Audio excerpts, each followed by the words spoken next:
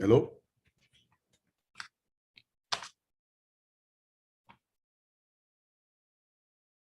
You guys are hear me? Could you guys hear me?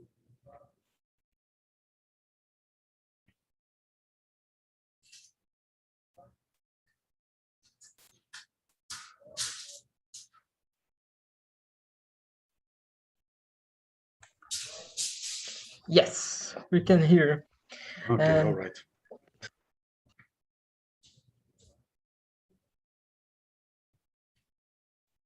Okay, guys. So let's start this panel. My name is José Eduardo Bertuzzo.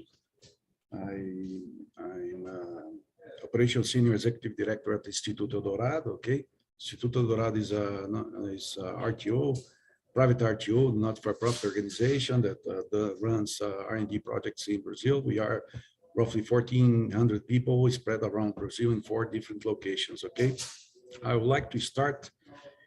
Thanks thanks to the organization of Chip and Fields Workshop and Circuits and Systems, on behalf of Mr. Professor Sandros Binsfield, Eduardo Lima, that invited us here to this panel, right? Well, the idea of this panel is to talk a bit about the perspectives of insertion for our Brazilian design house in this global market, okay? So what we did was to try to bring here, new and well-established Brazilian IC design house, along with, guests from abroad, right? And try to see, what are the opportunities and, in such a way that we can, work out the local markets and eventually this, opportunities in the global markets. We would like to see, somehow address the opportunities looking inside in terms of human resource. We know that for, it's a long time already, almost 2-3 years that we are not having the training centers, traditional training centers that form a lot of people here. Also, there is a lot of regulations, governmental regulations, like PADIS, for instance, that at the beginning of January, they'll be finalized, and we are now discussing what come on, right, on this, design tools, and also the situation we have in this new world, with this pull apart between US and China, having some design house with talent people sitting down under the equator in the middle of time frame between US and Europe, so on. So maybe there's some opportunities that we'd like to address in this panel. Well, I would like our guests start with Murilo Pesati, co-founder, CEO, Chief of Board of Directors, Chips Microelectronics. Chip is an analog mixed signal semiconductor design house company focused on developing linear chips. New markets include sensor, optical communications, 20 years experience, right? Prior to Chips, he worked in SATEC, managing group of 13 analog IC designers. Also worked for Chip Idea before in Portugal that later was acquired by Synopsys. Mr. Pesati has MBA in project management for technology companies from Pontifícia Universidade Católica de Rio Grande do Sul, Master Science in Electrical Engineer with emphasis in microelectronics, photonics from the State University of Campinas, right? And in 2002, degree in electrical engineer from USP, São Paulo, right? Welcome, Murilo. Also, we have Júlio Leão in Silica Brazil Design Center, postdoc in Berkeley, PhD in MEC and Catholic University of Leuven, Belgium, also master from electrical engineering in the University of Federal do Rio Grande do Sul, work on Get2 Chips, Fort, both acquired by Cadence in the US and NSCAD and SATEC in Brazil. All right. Welcome, Julio, as well. Mr. Mustafa Badaroglu, Dr. Mustafa Badaroglu is a principal engineer architect at Qualcomm, responsible for technology and architecture development for products employing computer and memory technology. Before he rejoined Qualcomm, he was previously worked at the Huawei, Qualcomm, IMEC, onsemi, and Tubitech Space. During his career, he has various assignments for the execution of management of mobile, serving automotive chipsets designed from concept to volume production, process technology, pathfind, electronics design automation, and design technology optimization. Dr. Badaroglu receives PhD in electrical engineering and holds a master in industrial management, both from Catholic University of Leuven. Holds more than 60 publication patents, author of over 100 publications, scientific journal and procedures. He is a global chair for RLDS, Moore, team-focused HFVM roadmap and logic device and memory, senior member of IEEE. Welcome, Mr. Mustafa. Cesar Duenas receives BSc from the Federal University of Engineering, Itajubá, and a Master MSCE from Virginia Polytechnic Institute and State University. More than 30 years experience in semiconductor industry, developing his career in the city of Campinas, São Paulo, starting in 1990 as a C design and EDA administration for at Vertex Systems Integrados, City Microelectronic Design Center in Campinas. Worked several gate arrays, standard cells, projects for consumers automotive market. He was one of the founders of Brazil Semiconductor Technology Center, BSTC of Motorola for SK and Expect Semiconductor. He started as IC designer at data administration and then servicing various managing positions until becoming R&D director for the country manager for the NXP Brazil in 2018. During his period, participating in the development of dozens of microcontrollers and application process for industrial, automotive, and more recently ultra-low power IoT application. He's current director of technology HCL Tech, responsible for the Semiconductor Design Service Division in Brazil. Welcome, Cesar. I also would like to introduce you guys, Julio Oliveira, Idea Electronic Systems R&D Executive and team leader with history of innovation, building technology systems achieve high technology goals at optical communication field. Bachelor Electrical Engineer 2003, Universidade Federal Campina Grande, Master Electrical Engineer Photonics at Unicamp, and PhD of Unicamp Brazil as well in Photonics in 2007.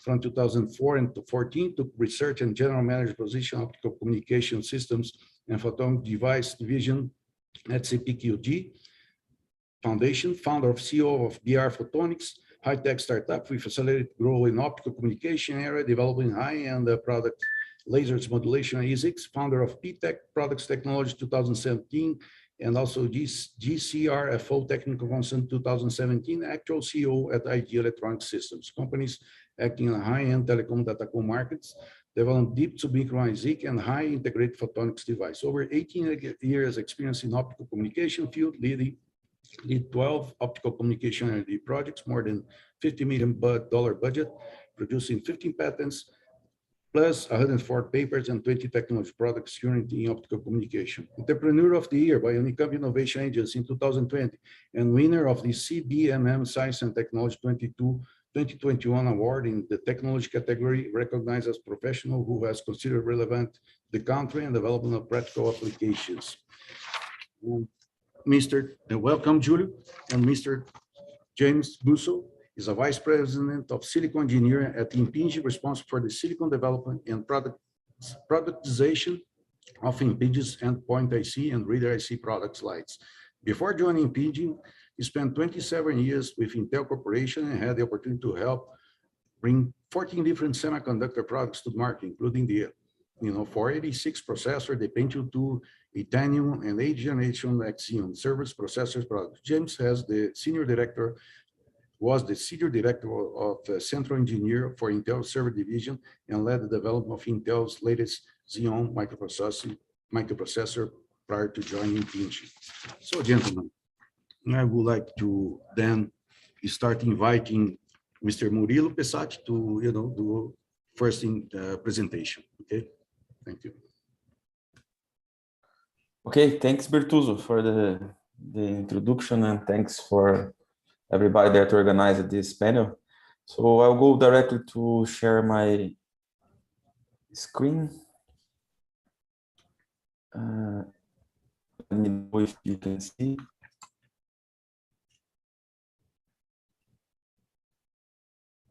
Okay.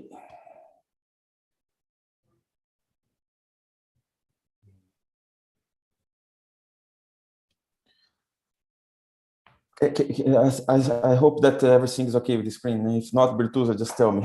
Okay, it's okay. I could see. Okay, so I prepared a few slides about chipos because I think it's interesting to present to the new design houses or in the audience people that not know about chipos. Okay, and I have just one slide because I think that the perspective of insertion of Brazilian design houses in the global market. Maybe I think we can leave for the discussions. I think it's gonna be more interesting. But I just tell some few words about that. So Chipos, our mission is to develop chips that enable innovative and power efficient products. And how we do that? Well, we have done a huge portfolio of ultra low power analog IPs, efficient power management circuits, and we use all this knowledge to do tailor-made ASICs. And we have been doing that for almost 12 years. This year gonna be the 13th year that we were since we started. So just making the calculations, we started in 2008. Nowadays, we are 51 people. We have done more than 50 IC designs so far. We have 6 chips in full production.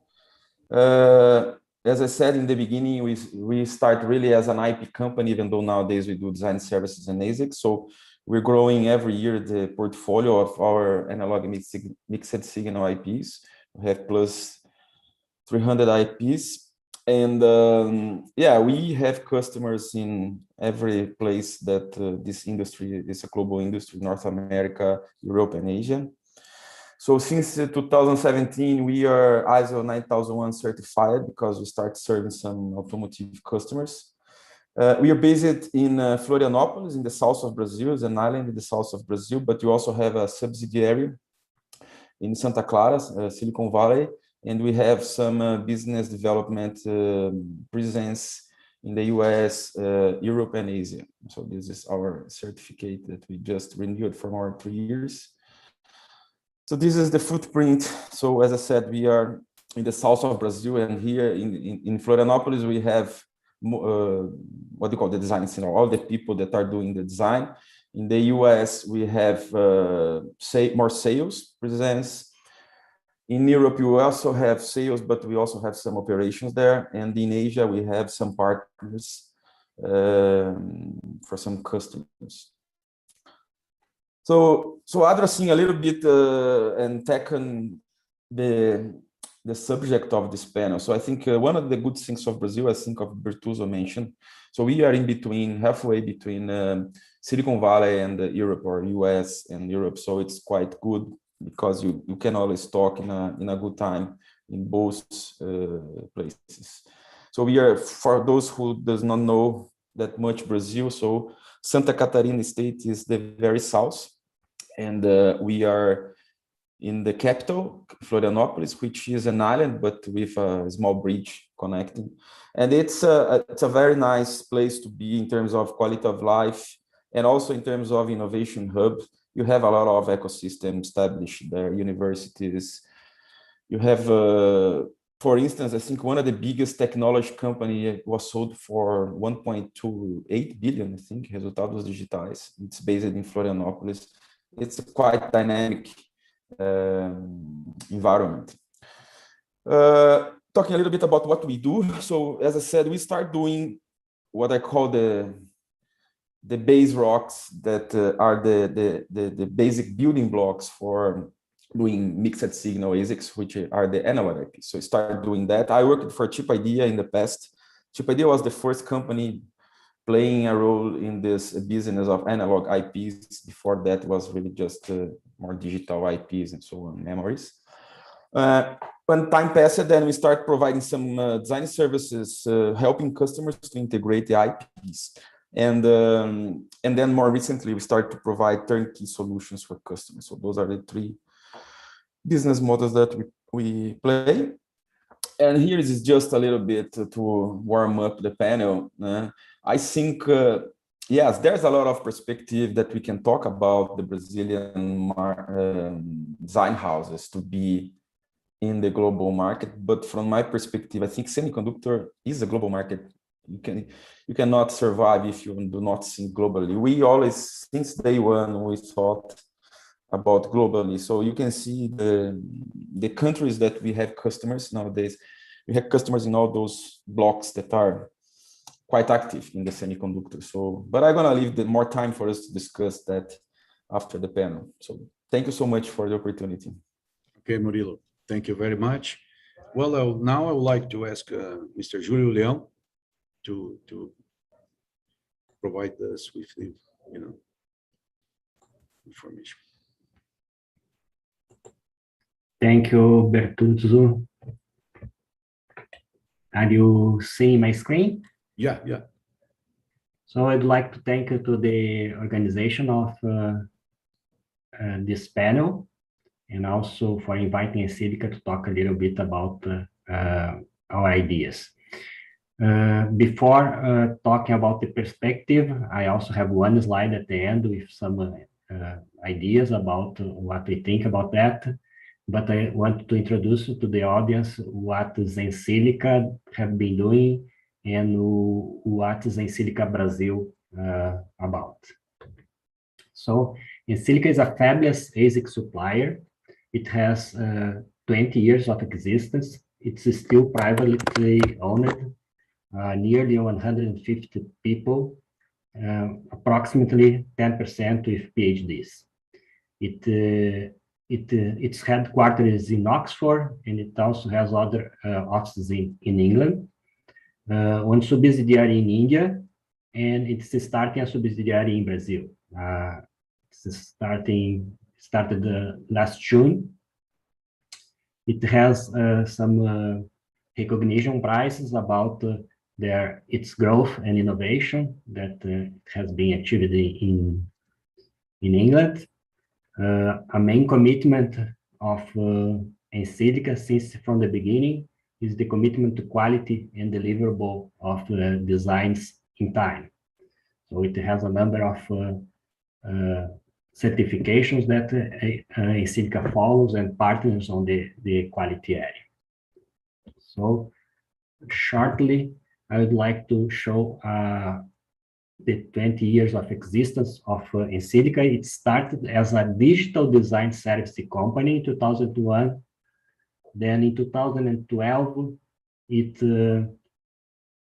opened its subsidiary in India with also digital and verification design main capabilities. In 2013, it started system design and physical design. And then in 2016 and 2020, two analog teams joined Encelica. So now it has been doing designs, digital and analog designs for some time. It's important to mention also that in 2016,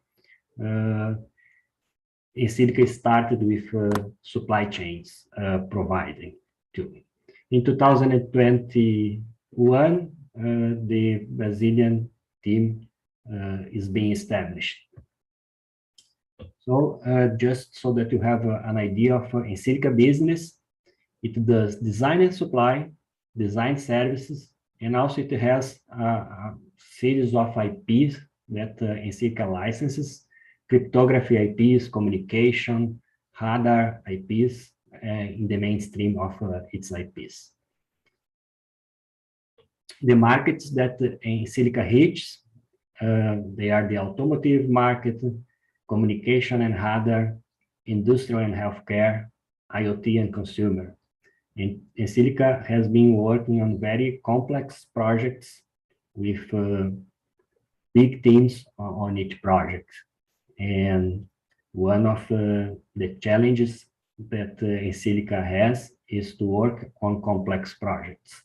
So it's always a good place to be if you want to work on a challenging environment and in an international team.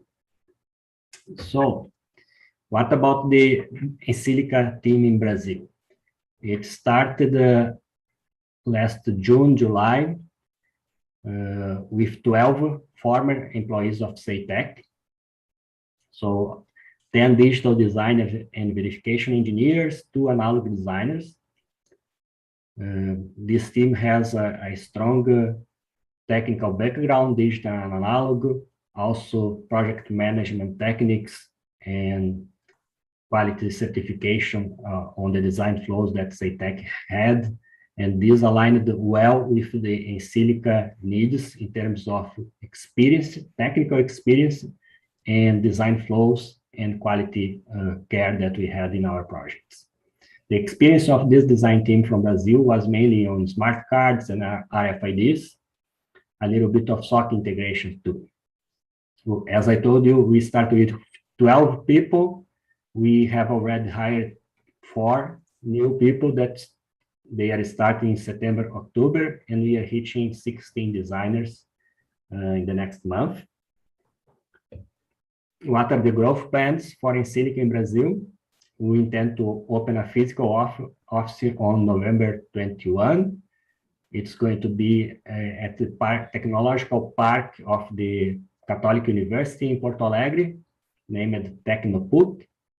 We are implementing an intern program to have interns. One of these 4 new hires is a guy who is going to get his engineering degree in September. So we are getting a freshly graduated student from Santa Maria to start to work with us. Our office has a space ready for 28 designers, and we plan to have this space full in the next year, at most in 18 months. With analog and digital device designers, and also expanded for physical design, DFT, and other tasks. Okay, so what about the perspective of insertion of Brazilian design houses in the global market? So I point in the 3 first initial bullets some things that I believe that we have and we are going to have, and the other 3 things that we should remain doing or start doing to have companies in Brazil that will reach a global market. So in the first bullet, everyone knows that there is a shortage not only of chips, but also of designers. And Brazil can have a design hub here. We have good universities, a lot of trained people. We know that many people left the country because of the lack of opportunities in Brazil. And so this is one thing that Brazil has. Now with the newcomers to Brazil, Insilica and the others, these companies will create new jobs, will attract students and engineers to the semiconductor area, will enable these engineers to engage in international teams, international interactions, and this will give you a lot of experience for these people. I believe in the future, and soon, Brazil will have more startups like Chipos coming off the experience of these engineers working in Insilica or as in the other companies that are coming to Brazil. So this will bring more benefits to Brazil in terms of the government investment on this area. But in order to achieve these goals, we have to do some things. The government must keep investing in training. Like Bertuzzo mentioned, we have the IC design program that is on hold for a while. These programs, we have to work on that so that this program comes back and we have people to enable the companies that are coming to Brazil this year to expand. We need partnerships between the companies and the universities to attract students to the semiconductor area. We know that the IT area is full of opportunities. If we don't attract students to the semiconductor areas, they will end up working on fintechs and other areas. Perhaps we should take as one action after this panel to create a committee out of these companies to exchange ideas, interact with the government and universities on the subject. I think this would benefit all the companies that are represented here and enable the creation of new companies. So that's some of the points that I would like to mention about these perspectives and what I think we should be doing. Okay, Julio, thank you very much.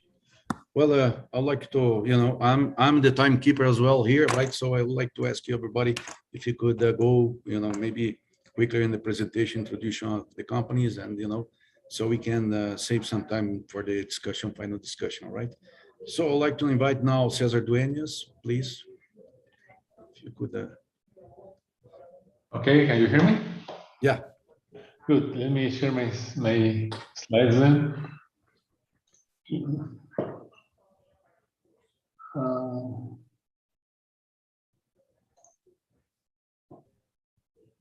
Wait, what happened?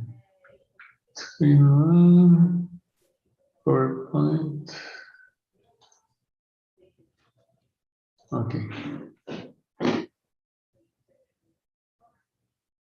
Presentation mode. Can you see my slides? Yes, yes. Okay. All right. So thank you very much for the invitation to join this this panel. I think it's a very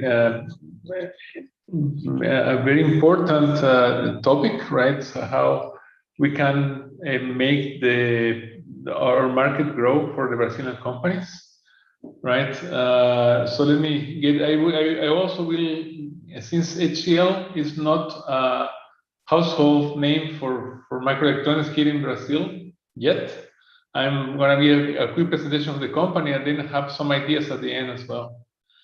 So HCL is a company that started in India 45 years ago, and it's more than 10 billion of annual revenue, so, and 176,000 employees at all. But they started mainly on IT services. They sell help desk and that. This is very big, right? And it's a very well recognized and multinational all over the world. Okay.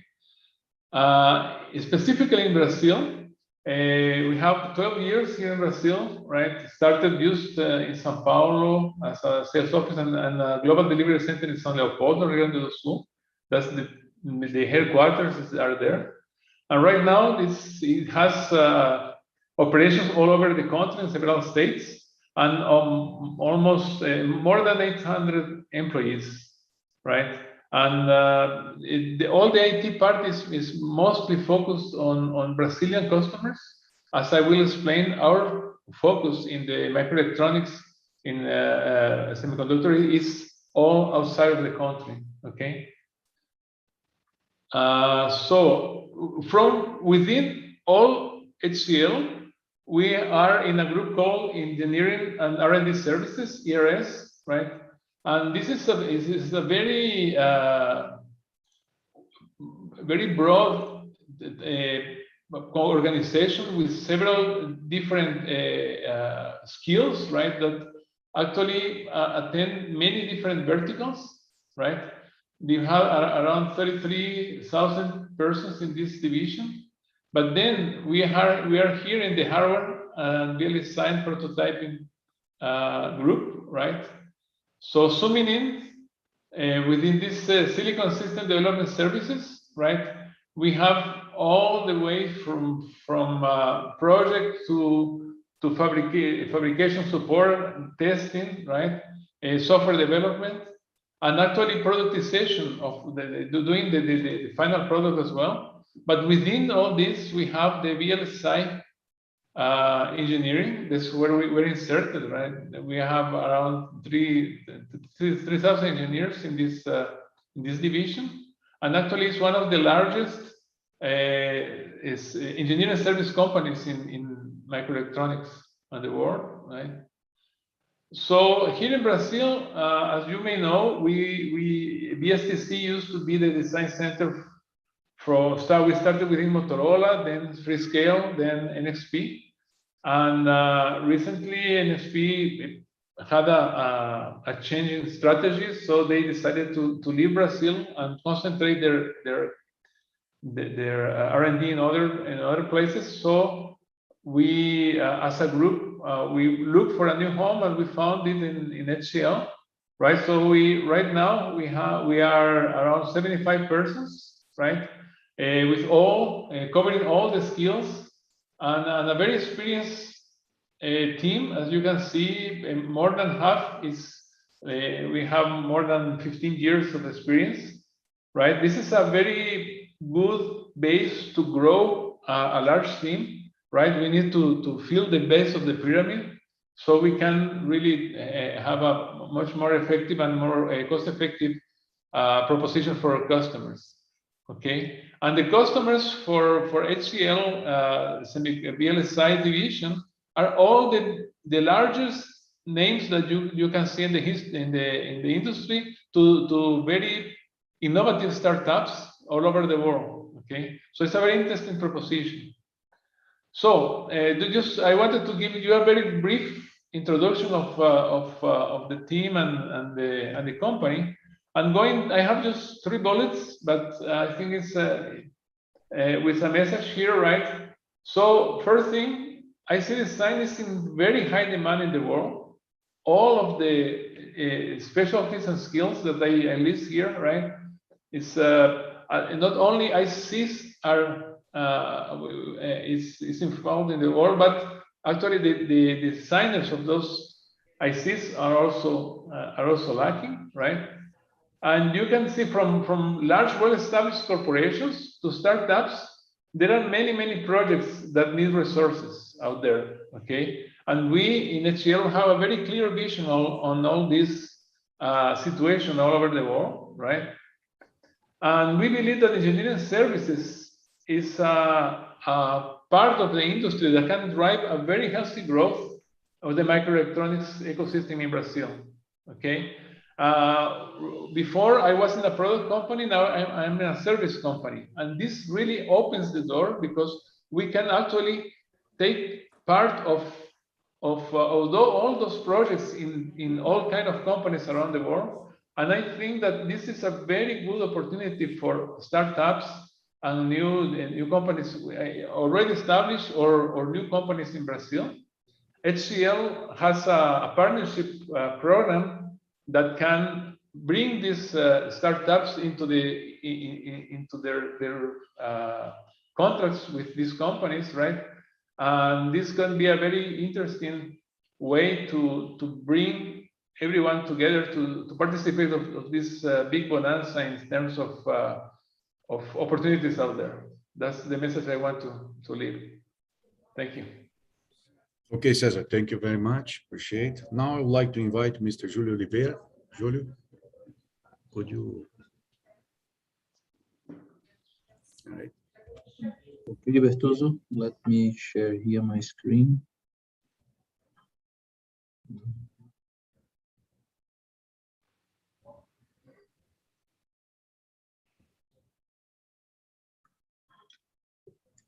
Do you see my screen, Bertoso? Yes, I can see you. Let me change here. Okay, so first of all, thanks a lot for the invitation. It's always a pleasure to participate and promote the Brazilian microelectronics ecosystem. So the idea today is that we are composed by a group of 3 companies. So idea is they're responsible for the R&D on microelectronics, photonics, and product engineering. PyTech is the company responsible for the equipment production, so optical modules and detectors. And BR Photonics is the company that manufacture the photonic devices. So different from I believe that different from most of the companies here today, we come from the optical communications world. So we have a strong know-how on optical communication, and based on that and understanding how to overcome with digital signal processing the optical fiber communication filters and how to do digital filters for all of that, we enter in the microelectronics world.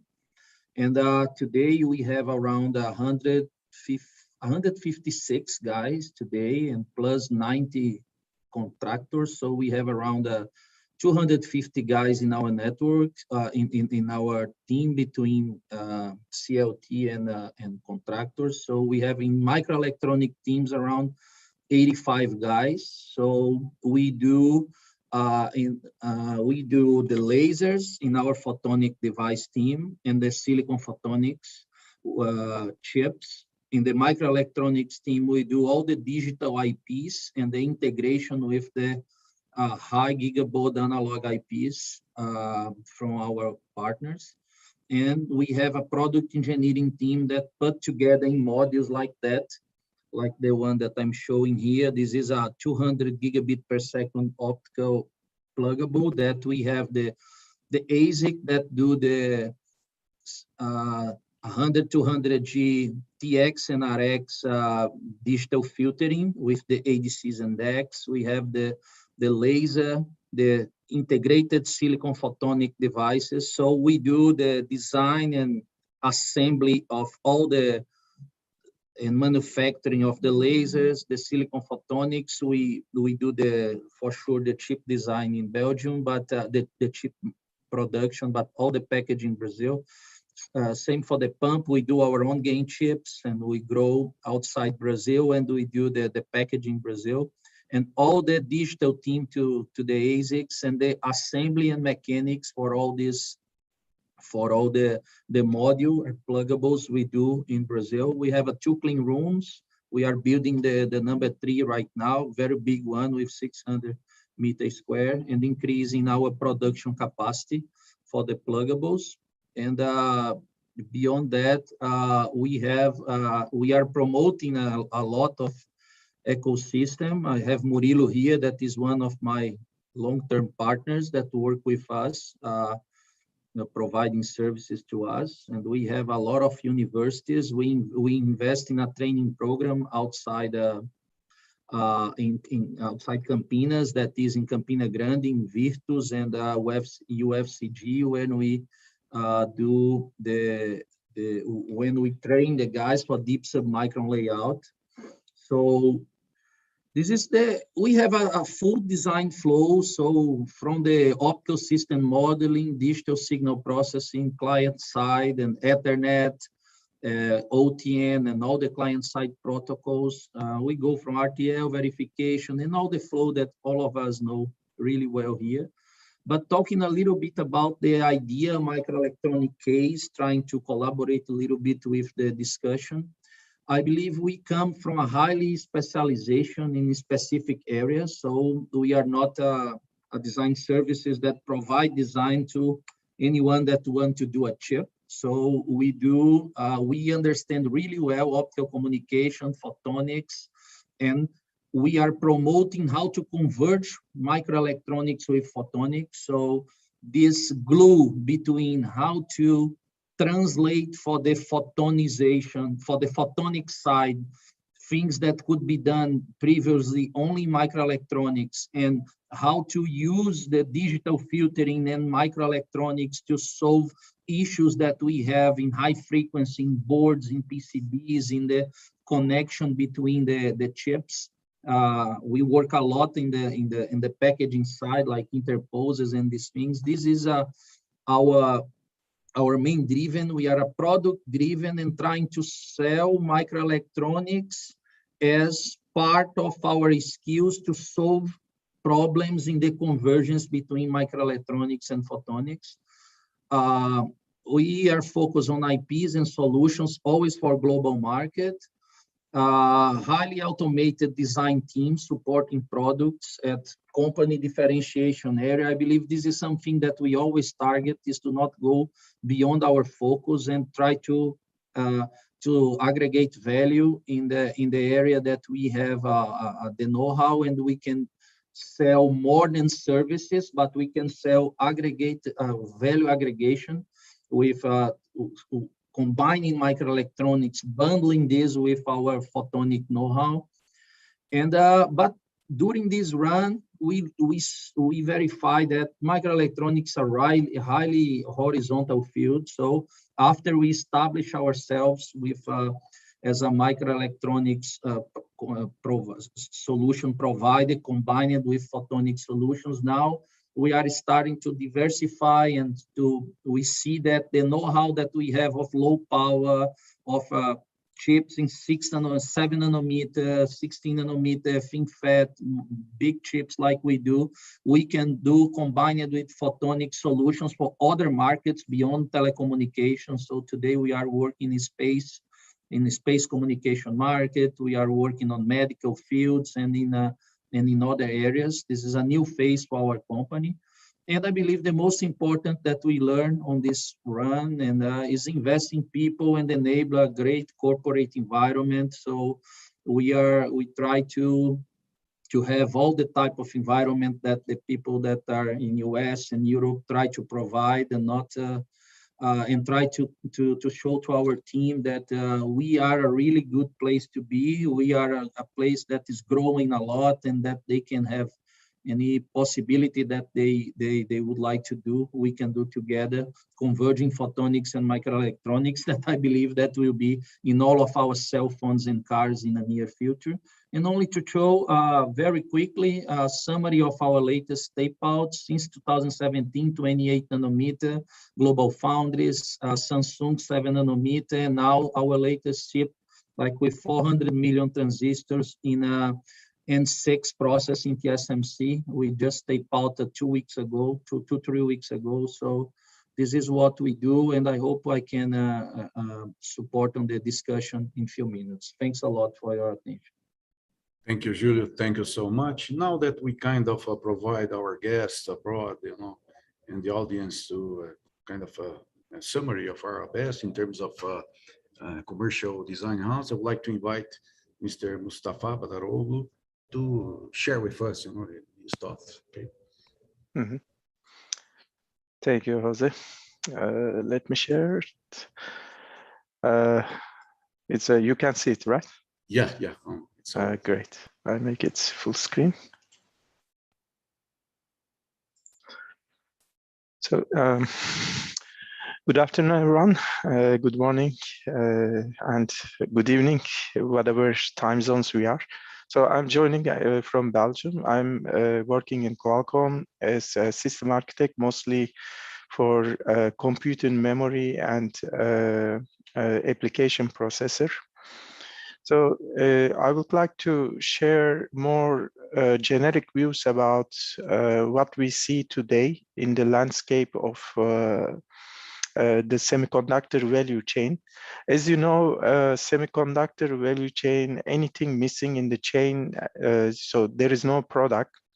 And so the design and the manufacturing are heavily integrated together, with the fabless and foundry working together. And the design houses are mostly working on innovative solutions as well as the IP. And the IDM model is now also in strong collaboration between the foundry design houses. So besides their internal product and technology development. And the boundary between OSAT and foundry is also diminishing. So now foundries are operating partly as OSAT. OSATs also need to provide standardization for all chiplet interfaces, so that there will be a good ecosystem and no breaks in the value chain.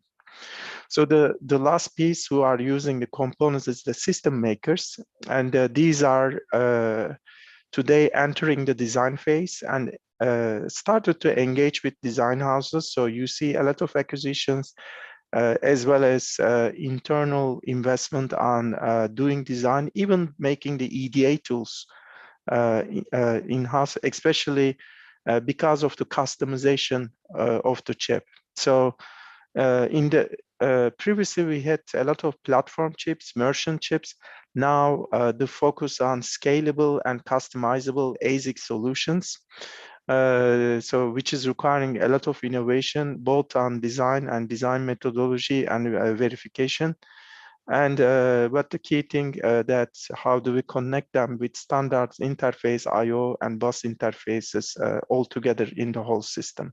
So basically this is the landscape of how the semiconductor value chain today. And one last thing which is important for this panel, Today, we see the design houses mostly as a module and IP provider. There are also design houses which are entering with the new trends, highly specialized solutions, even at architectural level, giving value propositions. And then the third category, which is difficult to do for a platform and a stable platform, highly customized specialized chips, is the really the game area of the design houses, particularly in the IoT and wearables. And also there are new companies who really want to enter the ASIC business. For instance, the pharma, automotive, fintech. So they don't know too much about design. They used to buy chips. Now things are getting so custom. So they start to engage with design houses on those companies. So if you look at the semiconductor value chain, this chart really shows that there is no winner. So all geographies are so each of the geography have things which are good at, and but interestingly, the value addition is coming from design. Most of the value addition is coming from design and manufacturing. And you see especially US and Europe in the core IP, but when it comes to the infrastructure and raw material production, as well as the endpoint assembly, Japan seems to be a clear winner in the allocation of the value chain. So this is my view about how to enter into the global market as a design house on these new trends. First thing is creating a full turnkey solution, basically demonstrating that the proof of concept demo with the value partner is being demonstrated. Second thing, engaging as the custom design house of a system maker will give a very good visibility at the global scale. So the next thing is creating track records for a family of products.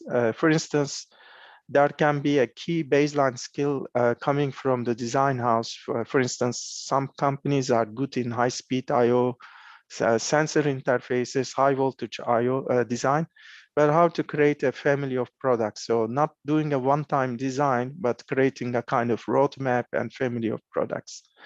Then this will be very eye-catching as a trust partner of foundry and fabless and system company. So the last two is if there is in the IP business, the most important for the IP, there needs to be a silicon validation. And the foundries have this kind of business model where they have value aggregator model where the design houses can be a part of this ecosystem. And then they will be able to validate the silicon in the advanced node or highly specialized node that is used for IoT, for instance. So the other and the last thing, how to be innovative. So not catching the so many of the companies, their startups start to work. Successful ones start to work on the ramp up of an important topic. So how to see that ramp and then engage in that topic 2-3 years before it comes to the ramp. I will quickly go through one topic that I'm used to working, which is AI. And you see that at the system level, you have a dominance of the AI. And for instance, TikTok, ByteDance, they have about a value or market value about 140 billion. And then if you look at the distribution of the topics here, AI, fintech, transport, data management, and gaming, which are the important value of the generation. For the AI chip race, it's still continuing. So chip startups, AI chip startups, they raise already about 1.5 billion alone. Some of them have been taken over. So that's still there is still headroom for this development. So if you look at the startup funding of some design houses here, so you see these 4 categories, and the AI hardware is a clear winner. And the next one is coming is on the power semiconductors, batteries, and the mobility solutions, mostly for smart and automotive. What I mean by mobility, automotive, and smart fleet management systems, the memory, and the security. So this is pretty recent data coming from April 2021. So still there is no missing of the train for the AI technology. So if you look at it, so the Edge AI now is going into IoT. So intelligence has to be very close to the sensor. Sensor fusion with IoT is missing. And that's so there is still a requirement on that. And then there is a significant growth potential you can see in the HI. These are already mature products, and most of the solutions are seen in mobile. And then the smart speakers, and then we're gonna see the convergence on maybe on wearables, as well as augmented reality type of smart glass applications, for instance. So the last thing is where we are in the AI hype cycle. So speech recognition is already a known solution, and there are already a lot of products in there. Now, computer vision you typically see in the current cameras. What is the next thing is that extreme AI, so edge AI. So how to embed the machine learning and deep learning with an IoT platform. And then this is basically creating a natural interface between human and the computer. And this will also be integrated with mobility and smart robotic system, which is the ramp of this curve. So basically being an interplay and participating with partnering with a system out as a design house in those topics could be very, very interesting.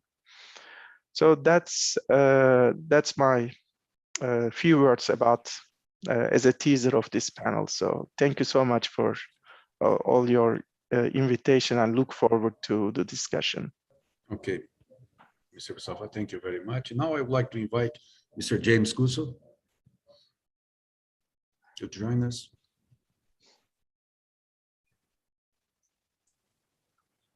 Okay, thank you. So I'll quickly go through just a little bit about Impinge, and then I will give you my perspective being a newcomer to design in Brazil.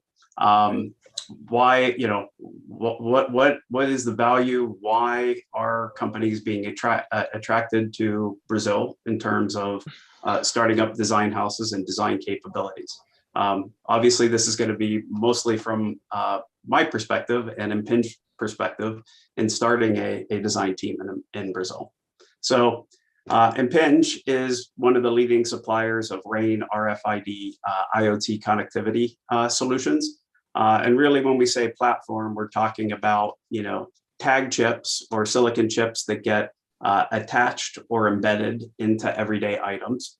We're talking about readers, which are either fixed readers, meaning in stores, warehouses, conveyor belts, or mobile readers, handhelds.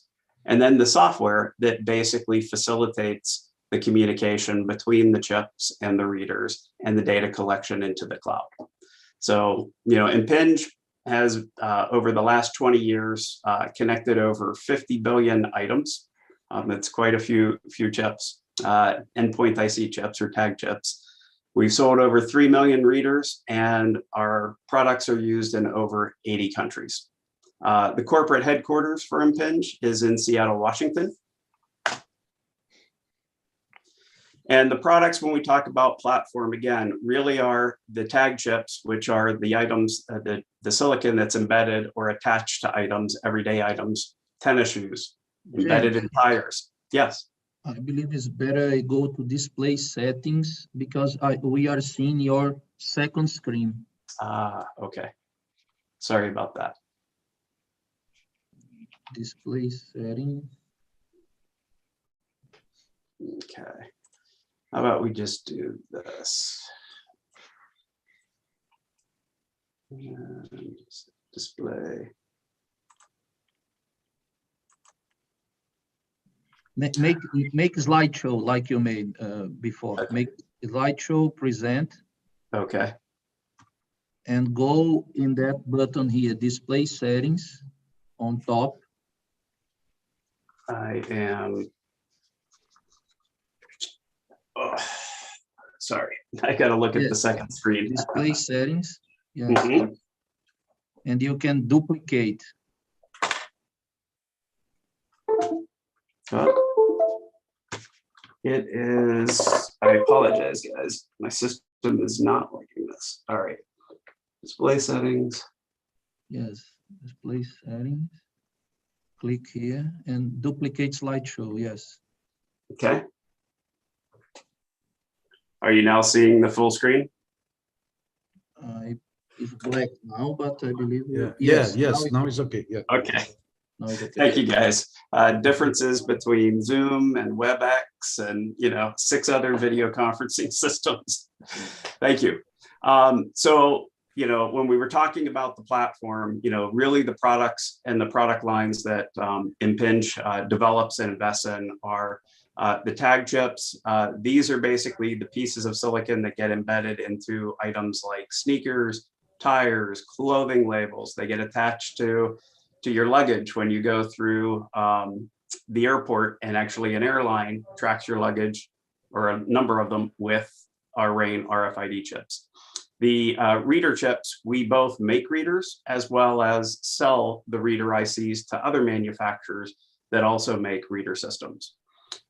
We make gateways, which are really readers with arrays of antennas that get used as the final kind of embedded application for fixed reading. And then we have basically the software development, or the software stack, that really ties the readers and the chips basically back to the cloud. So that's a high level overview of the RAIN RFID platform from Impinge.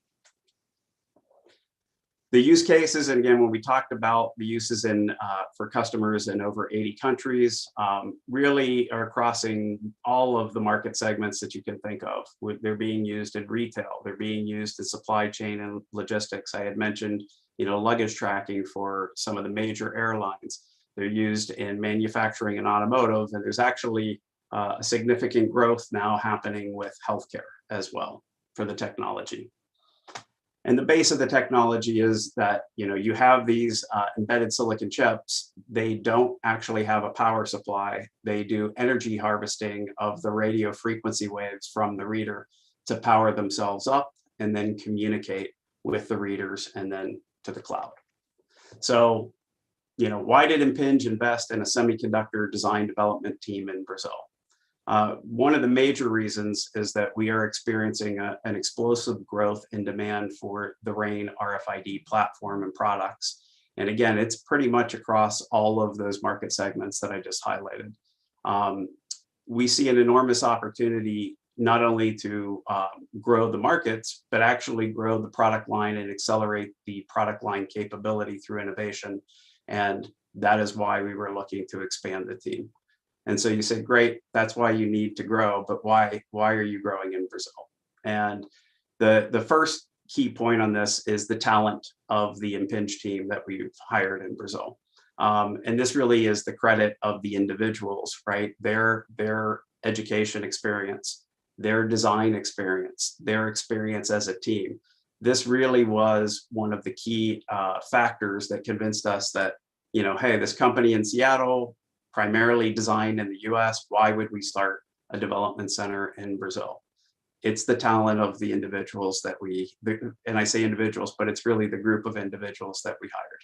So finding, an individual engineer with experience relevant to developing a endpoint IC or a tag IC is pretty hard to come by.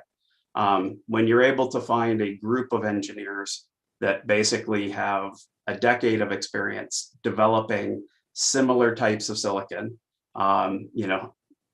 potentially part of a competitor, right? At one point, that's a once in a decade opportunity that you just can't pass up. So this is one of the main factors that drove us to invest in a design house in Brazil. Now, that being said, and when I say design house, I mean design and productization.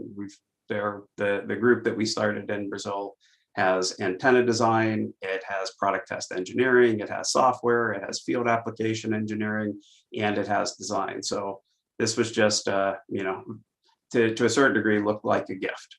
Now, that by itself isn't enough to convince a large company to, decide, okay, we're going to go start in a brand new country, a design house that we've never, had experience with, right? As a country in terms of design and operations.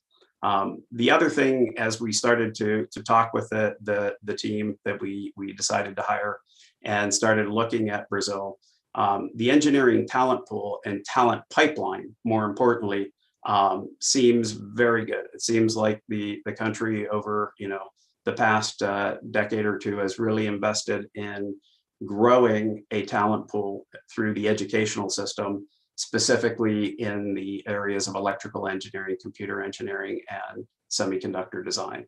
So that was another key factor for us as well. If we hire, this intact team, this team that had worked together for 10 years, we want to be able to grow it over time. We want to be able to expand the capabilities of the team.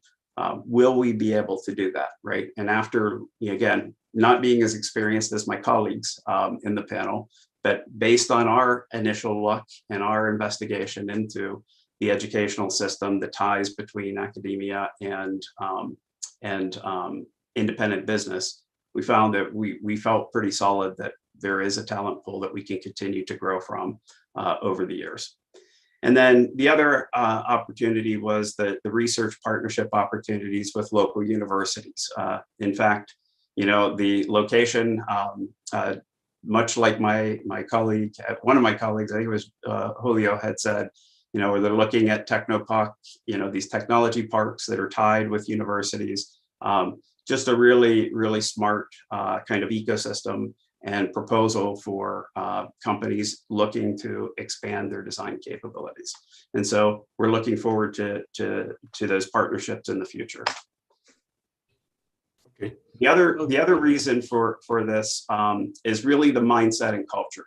So one of the things that was impressive, and this is with the team that we hired, but it was also with some of their teammates that basically had gone to other companies, was the passion and enthusiasm for innovation and technology. This is something that when you look to, start a new team, start at a new site, and at an Intel, I had the opportunity to do this in India. I had the opportunity to do this in Mexico. That's one of the key things that you look for, is that passion and enthusiasm. And the team that we hired and their colleagues that have gone to other companies definitely had that passion and enthusiasm for technology. And I threw a quote in there, a famous quote that many of you have heard, right? Is when you love what you do, you'll never work a day in your life. And that's what the team in Brazil oozed when we were talking with them, when we hired them. It's just been a phenomenal experience, and I expect that we're going to have many years of enjoying working together. The last kind of component that we factored in and decided, again, when you're going to another country, another geography, you have to kind of factor in, well, is that going to be isolated product development, or is it going to be, is there opportunity for cross-team development of a particular product or project? And the time zone difference with Pacific Standard Time, which is where Impinge is headquartered, is 4 hours. And with that type of time difference, it's not significantly different from East Coast and West Coast in the US. And again, in my experience at Intel, I had teams spread across the US. In fact, I had a very large team in Boston, Massachusetts, which is Eastern Standard Time. I had a team in Santa Clara, California, and we were able to work seamlessly as one team on a project that had 1,000 people, with 300 of them in Boston. And so again, that was another key factor for us is this going to be something that we invest, but then we have to kind of have a self-contained development, or do we have the flexibility and opportunity for the teams to work together across geographies on a project? And again, so far this has been working out really well as we expected. So my limited exposure to the Brazil ecosystem, this is kind of our starting point on why we decided to invest. And that's it. Thank you, guys.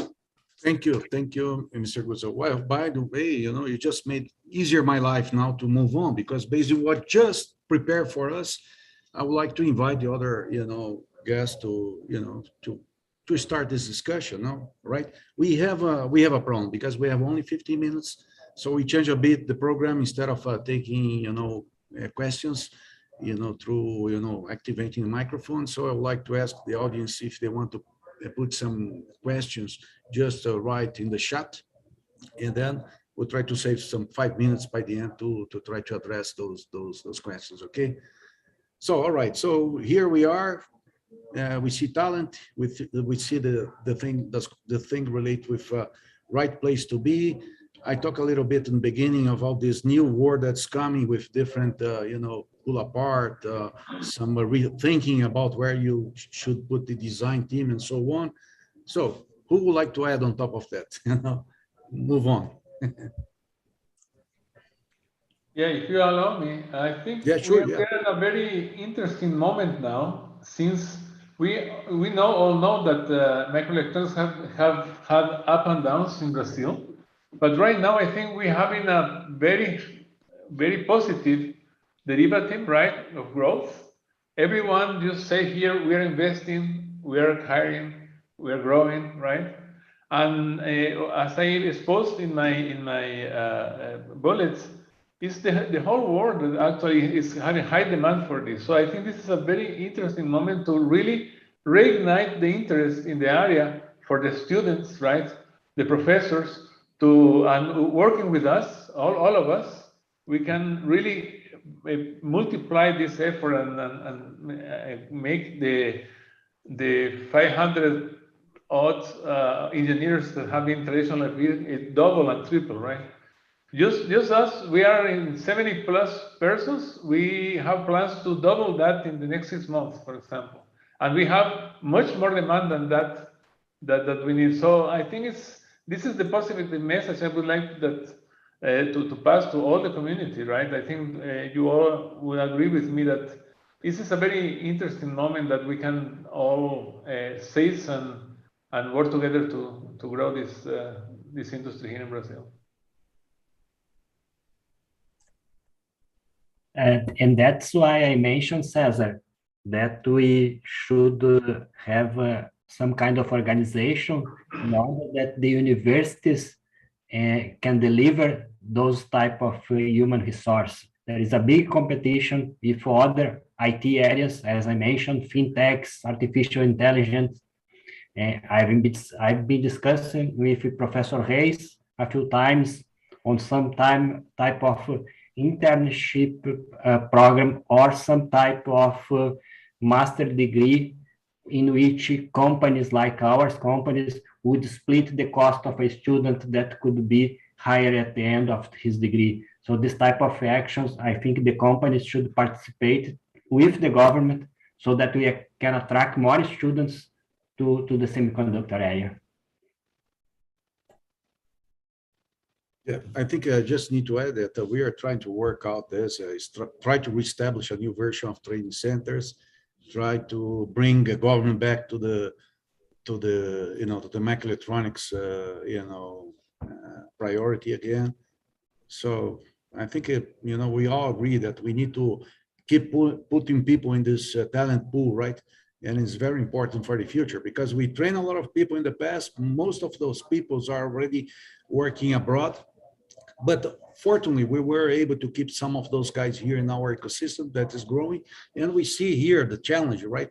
From all the changes we have, like, newcomers coming and talking about increase the number of people. So that's the challenge. And I think we need to work back on the basis at university and show them there is good opportunities in terms of career for the people that choose again and decide to go in microelectronics, IC design, or whatever related photonics as well. As Julio said, there's a wonderful opportunity on this, and I think it's something that should come out of this as a mainstream in terms of actions for us here of the ecosystem, right? One thing that is different a bit is that we should not rely 100% on the government, right? We work together and try to put this in place with the help of the government, but not with any kind of 100% guidance or waiting them to do the job, right? I think it's this, everybody here that survived ups and downs from the past policy on the microelectronics, we learned that we should not rely 100%. We need to open up new options. And of course, we need to connect worldwide with global market on this as well. That's important, I think. Someone would like to add something? I would add one more thing on continuing on your statement. And Silica in UK has partnership with one university there, in which they provide, Silica provides an instructor and the material for one course in the design in areas that Silica is interested. This is something the companies that are here could help the government on these trainings. All right. Let me start putting some questions from the audience, right? Scodiero just wrote down that I would like to know if the international companies here, like in Silica, HCL, Impinge, Qualcomm, are considering develop chips in Brazil for Brazilian companies or just act as a design department for the headquarters? Maybe you guys from, the companies that was mentioned. Someone could answer. I could take a stab at it. So Impinge, works closely with customers in multiple geographies, multiple customers and multiple geographies. So for example, CCRR is a very large inlay manufacturer. It's one of our key customers in Brazil. There's a few other companies as well. We actually partner with them on the development of on the application of the ICs. And so when they come back and they say, hey, we've got an idea or we've got a need, would you consider it? Impinge does take that feedback, does look at, okay, can that be incorporated in the next generation of technology? We don't typically design for a specific customer. We design products of families to address markets. But we do actually take the feedback from local markets and feed it back into the technology. So that's how we handle it. All right. I would like to bring also to someone would like to add something on what James just brought us. Okay. So I would like to just put some remarks that Professor Reis just said that the university needs support to companies to get master and PhD scholarships with adequate value as traditional scholarship from Brazilian government have to low value in other ways. So that's of course avoid to keep talent people, in perfecting their careers and deep go into the technology that are related with the chip design. So I think everybody agree, right? On this, we need to find a way. Either we can talk to the government, try to increase, or we can do something like some of the ideas we are proposing is that we complement it, right? Design house maybe through that partnership could complement those scholarships, and then could be as well a good opportunity to keep those guys as well. Professor Jacobs also another remark saying that SB Maker start a PCI program for ADA tools, prototyping, ASICS.35 at universities. So that's also will contribute to train people, right? One question to Mr. Mustafa, from Rogério Moreira saying, well, would Qualcomm be open to work with Brazilian OSATs? A direct question, right? It's a very, my answer is absolutely. So we have the chipset wise, we have more than tens of thousands of chipset types, and most of the time the problem that we see is sometimes they are innovative chips, but most of the time if you go to a very large scale OSAT, they don't want to invest on an innovative package solution. But the value that is generated for those highly specialized chips, there is a big system associated with it and the demonstration of it, and it's extremely key. So for any technological solution, from which company it comes from which region it comes from, preference is mostly on enablement of innovation. And then the second preference is diversification. So most of the time locking the supply chain only to one geographical region is not our strategy. So we try to diversify as much as possible. And if there is a capability in Brazil of doing that, maybe I'm saying only capability, maybe there is no capacity yet, but we will be very happy to work with local companies. Yeah, good to hear that. You know, just to add a bit on that, there's been worldwide discussion on this shortage of chips, right? And basically in Brazil, what you see is that companies that were not typically in the mainstream chip, right, like automotive and so other guys that seeing the importance of semiconductor in their business, and they're kind of pushing through internal talks with industry to see if they can, do something in terms of the supply chain and, treat as a more strategic assets that used to be, right? Because, in the first stages of the pandemic, they kind of upset all the orders and now we are in trouble. So they're learning that they need to put more priority on this. And one of the questions is this kind of spread around the world, not depending on geography and so on, right? So that's one thing that's is worldwide discussion, but also in Brazil, because being affected a lot in terms of production. Exactly. And you see one example of it, for instance, giving the example from automotive. Some of the automotive chips are requiring very old technology, and then the complete car cannot make it because the foundries do not anymore want to support the outdated technology and provide volume. Most of their volume comes from FinFET and then in the future from nanosheet, but they don't want to go back to the old technology. What is happening today is, for instance, you see it in Germany, Bosch is forming their own fab. So this kind of semiconductor fab and design ecosystem, there is a strong connection with the country, strong connection of the country final product ecosystem, and reducing the risk of the manufacturing. So these kind of movements now are happening everywhere. So locality rather than centralized point of contact is disappearing. All right. So locality is more important. Yeah. All right, gentlemen, I think we are finalizing our section. We have only 3 minutes. Well, I would like to thank Julio Leão that's helping us answering some of the questions from the students, right? And we are very glad that there are students attending our section here, because we really need to bring some incentives to those people to choose our, career of microelectronic design. Well, only 2 minutes left.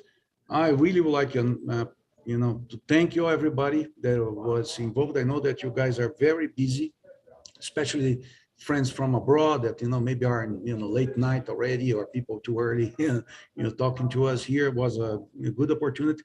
It's always when I finish this kind of session, I say, well, we should have 20-30 minutes more, because when you're kind of starting the good discussion, then we need to finish. But I think how is working, right? So again, thank you very much. I would like again to thank the organization of Chip in the Fields, and hopefully in the near future we can go back to at least partially to how we used to do that in the past, right? Locally, right? So we can also have the experience of meeting the people personally. All right. Thank you very much, everybody. I don't know if someone want to. I think we have only 2 minutes. If you want to add something, feel free. I would like to keep in touch with other companies by email. We have the email of each one, and try to go on some action after this meeting here on the ideas I propose. We try to find a course of action with universities and government to see what we can do. Okay, Julie. So we are already talking. So well, we'll contact, and I think that's a good point you have. All right, people, everybody, thank you very much again. Appreciate your time. We have together here to discuss such an important point for us in the future of those who really like and appreciate and somehow spend their careers on that matter of microelectronics design and the whole industry. Okay, thank you, appreciate it. Thank you, bye. Thank you, bye.